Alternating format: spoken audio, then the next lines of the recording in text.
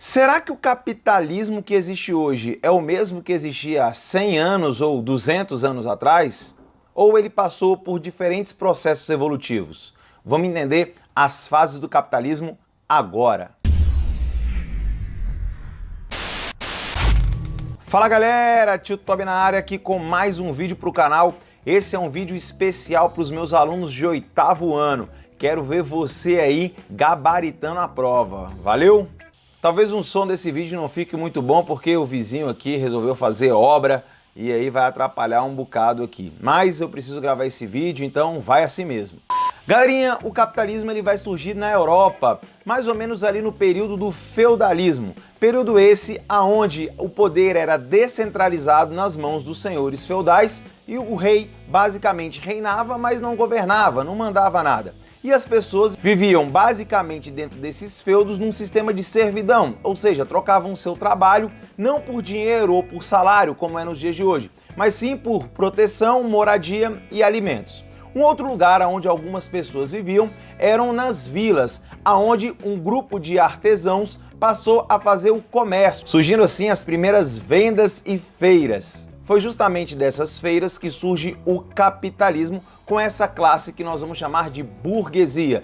Por que burguesia, Tio Tobi? Burguesia porque eles viviam nos burgos, daí a derivação do nome dessa classe. Mas o capitalismo ele tem três conceitos básicos, digamos que são o tripé do capitalismo, que seria a propriedade privada, a busca pela acumulação de capital através do lucro e a divisão em classes sociais. No entanto, com o passar do tempo, o capitalismo foi evoluindo e a sua primeira forma aconteceu entre os séculos XV e XVIII, no que ficou conhecido como capitalismo comercial. Nessa fase do capitalismo, o lucro era obtido pelas trocas comerciais, por isso o nome comercial. Esse é o período das grandes navegações. E por que os europeus resolveram se lançar ao mar? Coloque aí principalmente espanhóis, portugueses e depois aí ingleses. Muito simples, toda a parte do mar Mediterrâneo que ligava a Europa até a Ásia estava controlada pelos italianos. Então esses povos mais do Ocidente tiveram que se lançar pelo Oceano Atlântico para achar um novo caminho para as Índias. E por que chegar até a Ásia era tão importante? Bem, se estamos falando do capitalismo comercial, a coisa mais importante era fazer comércio. E o que dava muito dinheiro na Europa nessa época? Justamente as especiarias que você estudou lá na história. Aquelas especiarias que vinham da Ásia, a seda, o cravo, entre muitos outros. Esses produtos eram altamente valorizados na Europa justamente porque a Europa não produzia esse tipo de produto. Logo, ali já tem a lei da oferta e da procura agindo. Se você tem uma demanda muito grande por determinados produtos que são raros, o preço automaticamente é muito alto. Mas nesse processo de se lançar ao mar e buscar uma nova rota para as Índias, os europeus acabaram descobrindo um outro continente, o que nós chamamos de o Novo Mundo, o continente americano, ou seja, todos nós. E foi nesse continente americano aonde foi instituído o colonialismo, ou seja, os países europeus passaram a dominar todas essas novas terras, colocando aí o seu modo de vida e principalmente retirando dessas colônias tudo aquilo que poderia ser lucrativo na Europa. Você sabe qual era o produto mais cobiçado pelas metrópoles? Pois é, ele mesmo, o famoso ouro. Na verdade, metais preciosos de forma geral, ouro e prata. E é justamente aí que surge o metalismo, a busca por esses metais.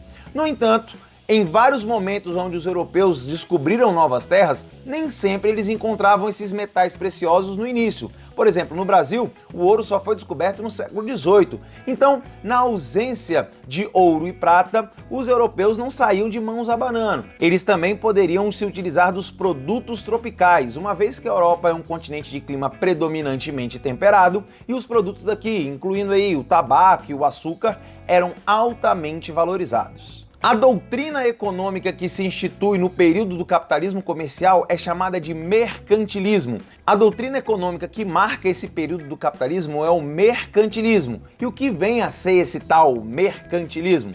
Mercantilismo é quando o Estado, o governo, que na época era representado pelas monarquias, é quem de fato controla, interfere na economia, uma vez que quem mais acumulava capital, dinheiro nessa época, eram justamente essas monarquias, que eram donas de parte das terras, eram donas inclusive das colônias, de onde se extraíam os metais preciosos e os produtos tropicais. Mas para garantir o máximo lucro, as metrópoles instituíram nas suas colônias o que nós chamamos de o Pacto Colonial, ou seja, as colônias ficavam proibidas de fazer comércio com qualquer outro país, só poderiam fornecer seus produtos à sua respectiva metrópole, da qual compraria os produtos manufaturados. E é óbvio que esse sistema do Pacto Colonial favorecia amplamente as metrópoles, que vendiam seus produtos manufaturados por preços mais elevados e compravam os produtos da colônia por preços muito baixos. A evolução desse capitalismo vai acontecer também na Europa, só que agora no século XVIII, aonde vai ser criado a máquina a vapor, que utiliza como combustível o carvão mineral. Vai surgir assim a Revolução Industrial, o que significa que o lucro passa a ser obtido através da produção da indústria, surgindo aí a nova fase do capitalismo, o capitalismo industrial, que vai de meados do século XVIII até o século XIX. Essa primeira Revolução Industrial vai revolucionar não só a forma de se produzir algo, mas também todo o espaço geográfico. Há uma grande alteração nos estados, com a saída da população em massa do campo indo para a cidade, no que nós chamamos de êxodo rural, surgindo aí a urbanização, que é o crescimento, o inchaço das cidades, uma vez que as pessoas precisavam morar próximo às fábricas. Nesse período da Revolução Industrial e do capitalismo industrial, o lucro passa a ser obtido não só pela comercialização dos produtos, mas também pela exploração da mão de obra, a exploração do trabalhador. É aí onde as duas classes sociais ficam bem separadas. Os donos dos meios de produção, que são os donos das fábricas, e, por sua vez, os trabalhadores, que é a grande massa da população, que, como não tem um meio de produção, como tinha o artesão no passado, agora vende a sua força de trabalho em troca de um salário, que, é claro, é muito inferior do que aquela riqueza que o trabalhador produz. É aí que vai entrar o filósofo alemão Karl Marx, que dizia que esse sistema de exploração do trabalho vai ser chamado de mais-valia, ou seja, os donos dos meios de produção, os burgueses, se apropriam de parte do trabalho dos seus trabalhadores. É o trabalho não pago. Por isso, o salário é sempre abaixo daquilo que de fato o trabalhador produz. Essa revolução industrial vai representar uma necessidade muito maior por mercados consumidores e matérias-primas, surgindo aí a divisão internacional do trabalho, que nós vamos chamar aí de DIT. O que significa essa DIT? Cada país do mundo será especializado na produção de um determinado tipo de produto, com os países não industrializados da América, por exemplo, fornecendo matérias-primas para os países europeus, e os países europeus que passaram a ter indústrias vão fornecer produtos industrializados. A doutrina econômica característica do período do capitalismo industrial é o liberalismo econômico. Essa doutrina econômica é bem diferente do mercantilismo. Agora, o Estado não deveria mais interferir na economia, deixando as empresas livres para fazer os seus negócios. Na verdade, os preços seriam regulamentados pela mão invisível do mercado, ou seja, a lei da oferta e da procura. O capitalismo industrial mudou bastante a vida das pessoas. No entanto, mais uma fase do capitalismo vem chegando aí. Estamos falando agora do capitalismo financeiro. Por que esse capitalismo surgiu? Após a primeira revolução industrial, as tecnologias continuaram evoluindo e grandes mudanças aconteceram. Vai surgir aí a segunda revolução industrial. Nessa segunda revolução industrial, nós teremos aí o motor de combustão interna, a utilização do petróleo como fonte de energia e a eletricidade como grandes inovações. Esta fase do capitalismo vai do século XIX até meados do século XX. Mas por que o nome capitalismo financeiro? Porque agora as indústrias que já ganhavam muito dinheiro vão se associar a grandes instituições financeiras. Entenda com isso os bancos, que acumularam também muito dinheiro durante o capitalismo industrial e agora vão poder fornecer empréstimos a empresas e também a pessoas, para que essas pessoas possam comprar ainda mais produtos e que para essas empresas possam fazer investimentos, aumentando ainda mais a sua produção. Uma outra forma que as indústrias passam a utilizar para ganhar mais dinheiro é a venda de ações nas bolsas de valores, ou seja, as empresas são divididas em milhares de ações em papéis que serão negociados nessas bolsas de valores. Ou seja, a associação do setor produtivo com o setor financeiro que vai dar origem a esse capitalismo financeiro. Mas esse capitalismo também é chamado de capitalismo monopolista, porque é justamente nessa fase onde vão surgir os grandes monopólios. As empresas estavam grandes demais e elas queriam dominar todo o mercado. E elas faziam isso basicamente de duas formas. A primeira delas era comprando empresas menores para se tornarem as únicas em determinados segmentos.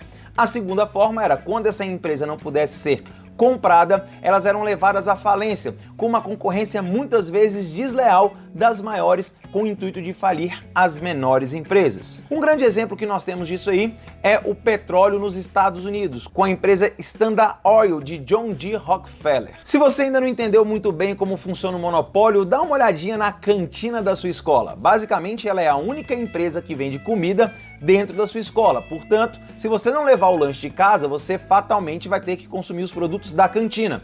Isso faz com que ela possa controlar os preços. Ela pode vender o salgado, o suco, no preço que ela quiser, uma vez que ela não tem concorrência. E por isso o monopólio é tão ruim, porque ele faz com que as pessoas fiquem reféns das empresas e aquela história da lei da oferta e da procura acaba ficando em segundo plano. Nessa fase do capitalismo financeiro, outros países de fora da Europa começam a ser muito importantes no processo produtivo. Podemos destacar aí dois países, o Japão na Ásia e os Estados Unidos lá na América. Aliás, os Estados Unidos vai ser o grande responsável, o grande precursor dessa segunda revolução industrial, tirando um pouco o foco lá da Europa, que foi o berço tanto do capitalismo quanto da revolução industrial. É justamente nesse período onde nós teremos o fortalecimento do processo imperialista. E o que vem a ser o imperialismo? O imperialismo é quando os países vão buscar em outros lugares, em outros continentes, fontes de matéria-prima